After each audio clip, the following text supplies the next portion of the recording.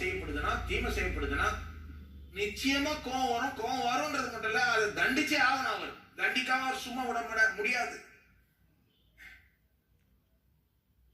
இதெல்லாம் பாருங்க, தேவன் நீதி நியாயம் உள்ளவர், தேவன் கோபம் உள்ளவர், சரியான காரணங்களுக்கு கோபப்படுவார். இதை பற்றி சந்தேகமே இல்லை. ஆகவே ஒரு பாவி தேவனிடத்துல போறப்போ தேவனுடைய இந்த நல்ல குணாதிசயம், இதெல்லாம் நல்ல குணாதிசயம், அவருடைய நீதி, அவருடைய இந்த ரைச்சஸ் ஆங்கர், பரிசுத்த கோபம், இதெல்லாம் நல்லது. ஆனா இந்த நல்லதே நமக்கு தடையாயிடுது கடைசியில. ஆனா இந்த தடை தான் சிலுவையில நீக்கப்படுது. சிலுவையில என்ன நடக்குது? தேவனுடைய இந்த நீதி நியாயம் நிலைநாட்டப்படுகிறது, கோபம் தணிக்கப்படுது. எப்படி விளக்குறான் பாருங்க.